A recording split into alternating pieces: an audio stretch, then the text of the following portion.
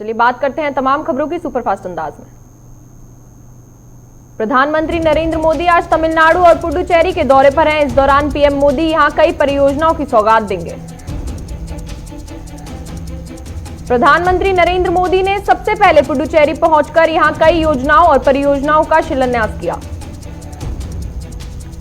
इसके बाद पीएम नरेंद्र मोदी शाम 4 बजे कोयम्बटूर में विभिन्न परियोजनाओं का शिलान्यास करेंगे। इसके अलावा पीएम मोदी नेवेली नई ताप बिजली परियोजना का भी उद्घाटन करेंगे। केंद्रीय गृह मंत्री अमित शाह चुनावी राज्य असम का दौरा करेंगे। इस दौरान वह कई कार्यक्रमों में हिस्सा लेंगे। दौरे के दौरान सबसे पहले वह नगांव के महामृत्युंजय मंदिर के प्राण प्रतिष्ठा समारोह में हिस्सा लेंगे। भारतीय जनता पार्टी के अध्यक्ष जेपी नड्डा ने बंगाल में बीजेपी के मिशन सोनार बांग्ला कैंपेन को लॉन्च किया। इसके तहत 2 करोड़ लोगों तक पहुंचाया। इस अभियान के तहत हर विधानसभा क्षेत्रों में पार्टी का एलईडी रथ एक व्यवस्थित अभियान के तहत पहुंचेगा। इस दौरान लोगों से मैनिफेस्टो के लिए सुझाव मांगे जाएंगे। कांग्रेस नेता राहुल गांधी भी तमिलनाडु दौरे जाने वाले हैं। इस दौरान राहुल गांधी 27, 28 फरवरी और 1 मार्च को तमिलनाडु में कई जनसभाओं को संबोधित करेंगे। भारतीय किसान यूनियन के राष्ट्रीय अध्यक्ष नरेश टिकैत आज पूर्वांचल के बस्ती जिले में मुंडेरवा में कृषि कानूनों के खिलाफ किसान महापंचायत को संबोधित करेंगे। नरेश टिकैत ने कहा कि पूर्वी यूपी के किसानों को दिल्ली बॉर्डर पर पहुंचने में हजारों किलोमीटर का सफर करना पड़ रहा है, इसलिए हम वहां जाकर किसानों को कृषि कानूनों के बारे में बता रहे हैं। उत्तर प्रदेश के मुख्यमंत्री योगी आदित्यनाथ आगामी 2 मार्च को पश्चिम बंगाल जाएंगे। इस दौरान सीएम योगी बंगाल में चुनाव प्रचार की कमान संभालेंगे। उत्तर प्रदेश के मिर्जापुर में समाजवादी पार्टी का 3 दिवसीय कार्यकर्ता परीक्षण शिविर आज से शुरू हो गया है। इस दौरान चुनावी तैयारियों पर चर्चा होगी। गुजरात के मोटेरा स्टेडियम को पीएम नरेंद्र मोदी के नाम पर किए जाने को लेकर अब छत्तीसगढ़ के मुख्यमंत्री सीएम भूपेश बघेल ने इसे पीएम मोदी की कुर्सी जल्दी जाने का लक्षण बताया है। सीएम बघेल ने कहा कि जब अटल जी जीवित थे तो अटल चौक उनके नाम पर बनाया गया था, जिसके बाद वह पीएम नहीं रहे और अब जल्द ही अटल जी की तरह मोदी जी भी पूर्व प्रधानमंत्री हो जाएंगे। इससे पहले कांग्रेस के पूर्व अध्यक्ष राहुल गांधी ने भी ट्वीट किया है, सच कितनी खूबी से सामने आता है। Narendra Modi stadium, Adani and Reliance and Jay Shah की अध्यक्षता में हम दो हमारे दो। राहुल गांधी के बयान को लेकर कांग्रेस के वरिष्ठ नेता कपिल सिब्बल ने राहुल गांधी को नसीहत दी है। उन्होंने कहा कि सभी वोटर्स का सम्मान करना चाहिए। सिब्बल ने कहा कि वोटर्स समझदार होते हैं, उन्हें अपने अधिकारों का पता होता है, किसे वोट करना है, किसे वोट करना नहीं है, उन्हें मालूम होता है। पश्चिम बंगाल में होने वाले विधानसभा चुनाव को लेकर एआईएमआईएम के अध्यक्ष असदुद्दीन ओवैसी की कोलकाता में आज होने वाली रैली को पुलिस से इजाजत नहीं मिली है। बिहार में बढ़ते सड़क दुर्घटना के मामलों पर लगाम लगाने के लिए सरकार ने सड़क दुर्घटना में दोषी ड्राइवर का लाइसेंस और वाहन का रजिस्ट्रेशन रद्द करने का फैसला किया है। दिल्ली के सरकारी स्कूलों में शैक्षणिक स्तर 2020 से 2021 के लिए कक्षा 3 से लेकर कक्षा 8 तक के विद्यार्थियों की ऑफलाइन परीक्षाएं नहीं होंगी। साथ ही दिल्ली के सरकारी स्कूलों में शैक्षणिक सत्र 2020 से 2021 में नर्सरी से लेकर कक्षा 2 तक के सभी विद्यार्थियों को अगले एकेडमिक सेशन के लिए सीधे अगली कक्षा में प्रमोट कर दिया जाएगा। समाजवादी पार्टी के सांसद आजम खान पर उत्तर प्रदेश सरकार ने एक और कार्रवाई की है। योगी सरकार ने आजम खान को मिलने वाली लोकतंत्र सेनानी पेंशन पर रोक लगा दी है।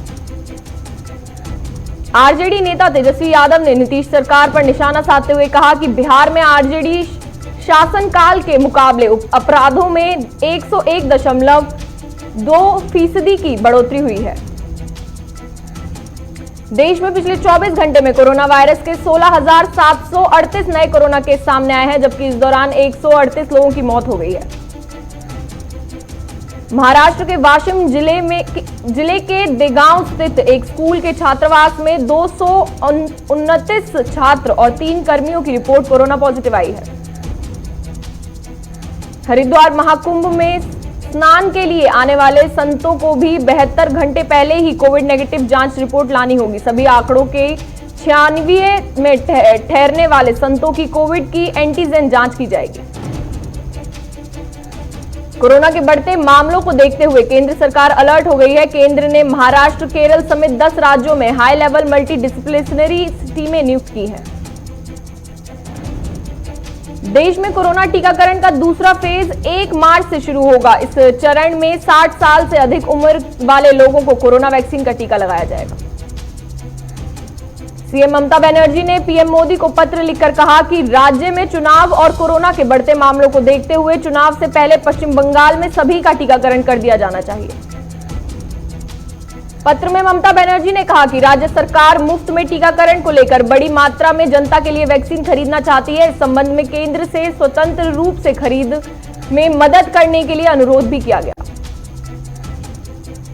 सेना प्रमुख जनरल मनोज मुकुंद नरवणे ने चीन को चेतावनी देते हुए कहा कि बिना गोली चलाए चीन अपने मंसूबों में कामयाब हो जाता है, लेकिन चीन का यह पैंतरा भारत के सामने नहीं चलेगा। उत्तर प्रदेश के ग्रेटर नोएडा में तेंदुआ दिखाई देने से दहशत फैल गई है। यह तेंदुआ गौतम बुद्ध यूनिवर्सिटी परिसर में देखा गया।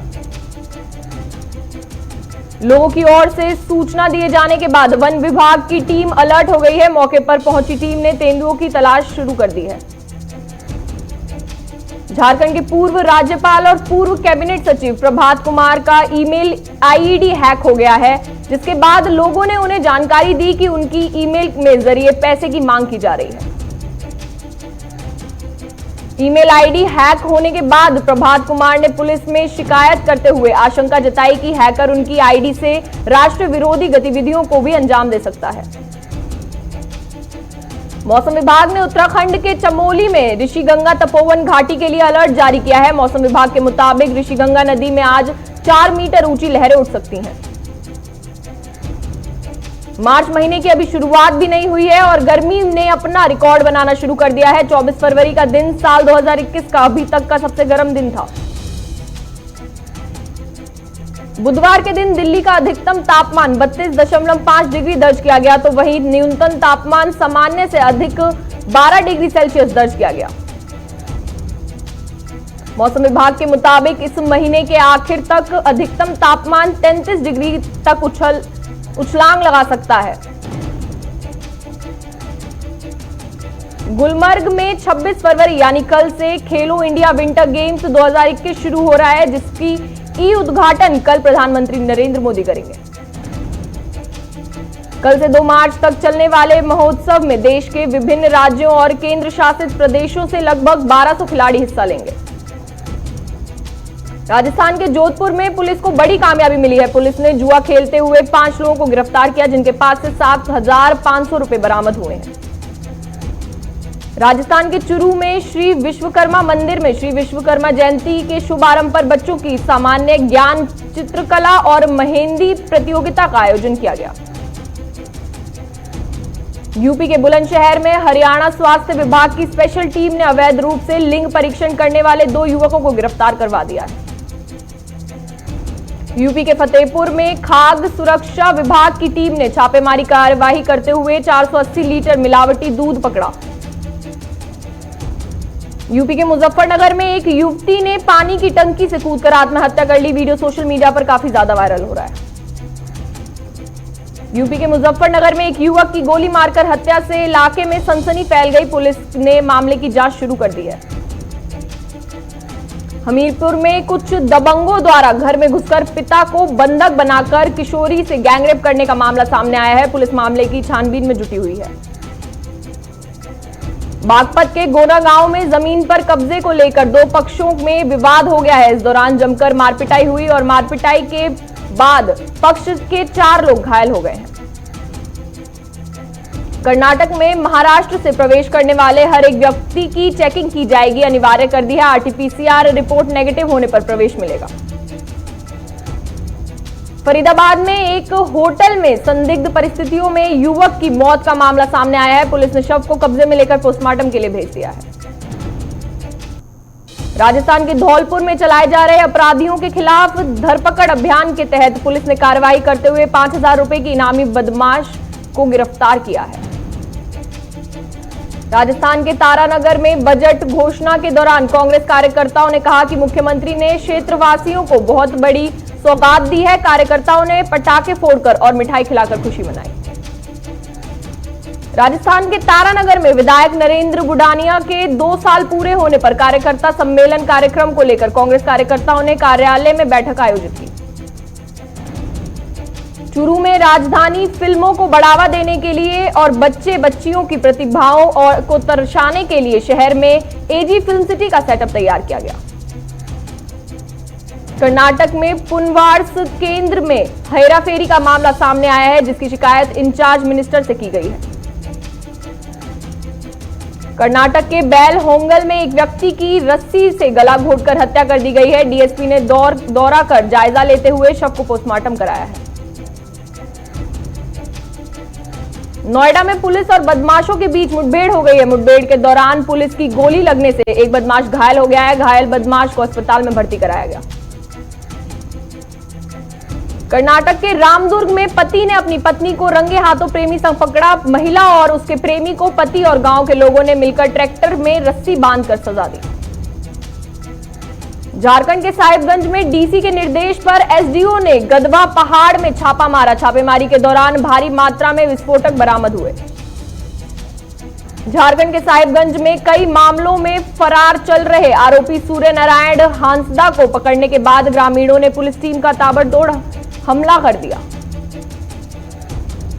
यूपी के बागपत में मामूली विवाद को लेकर 2 पक्षों में खूनी संघर्ष हो गई। इस दौरान फायरिंग के साथ लाठी डंडे चले, जिसमें 2 लोग घायल हो गए। राजस्थान के चूरू में कॉलोनी के आगे गंदा पानी जमा होने से लोगों को परेशानी का सामना करना पड़ रहा है। आरोप है कि शिकायत के बावजूद समस्या का समाधान नहीं हो रहा। राजस्थान के तारानगर में बीजेपी नेता राकेश जांगिड़ पर हमला करने वाले आरोपियों को गिरफ्तारी की मांग को लेकर बीजेपी कार्यकर्ताओं ने कलेक्टर के नाम उपखंड अधिकारी को ज्ञापन सौंपा। राजस्थान के लाखेरी में मेज नदी पर हाई लेवल पुल का निर्माण किए जाने की घोषणा के बाद कांग्रेस कार्यकर्ताओं में खुशी की लहर है।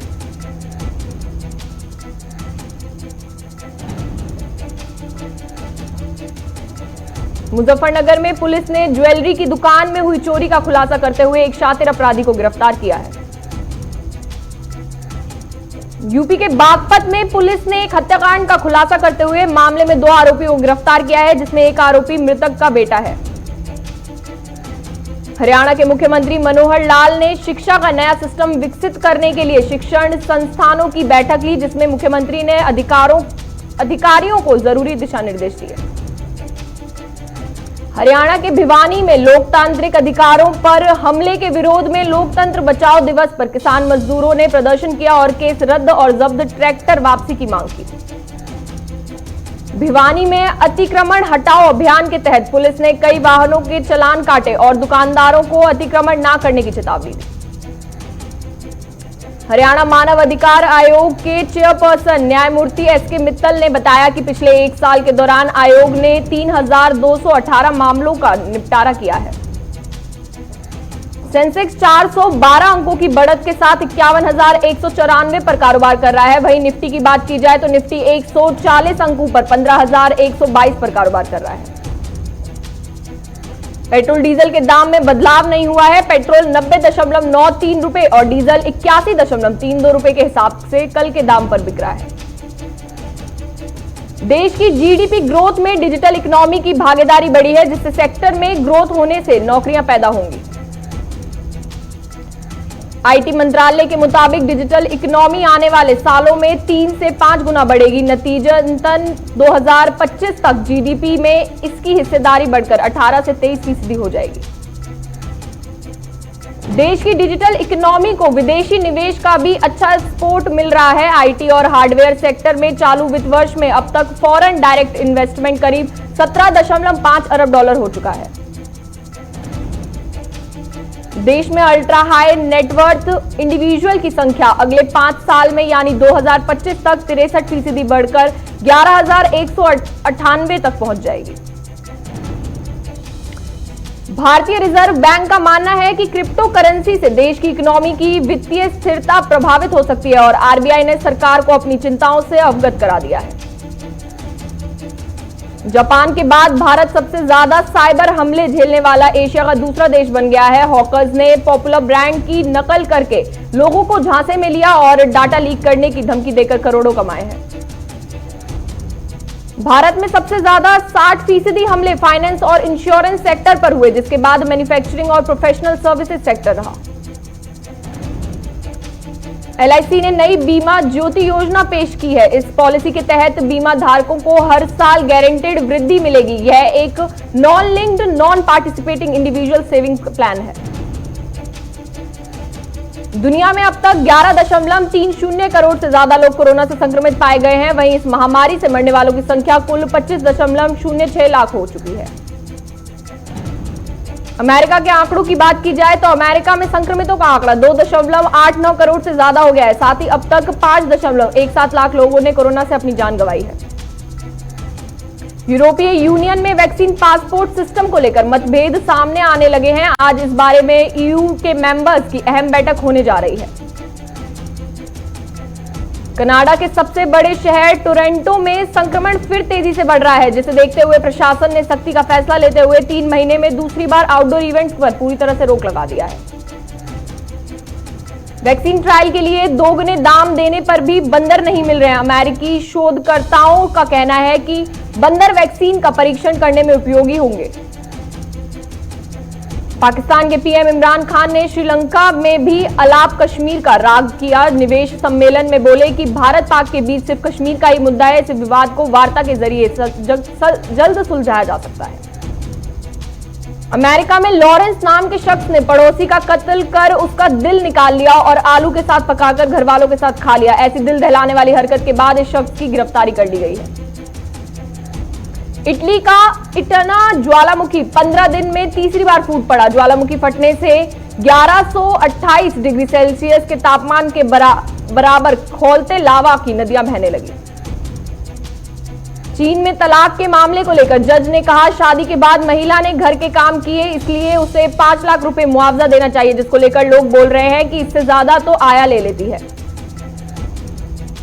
PNB घोटाले में वांटेड हीरा कारोबारी नीरव मोदी ने भारत प्रत्यर्पण पर आज आखिरी सुनवाई होगी। ये लंदन के वेस्टमिनिस्टर मजिस्ट्रेट के सामने वर्चुअल हायरिंग होगी।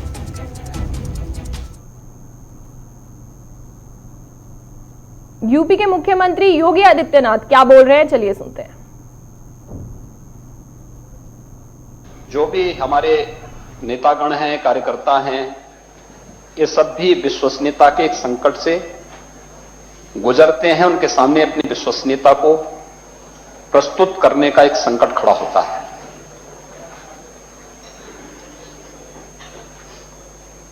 लोग हमें संदेह की नजरों से इसीलिए देखते हैं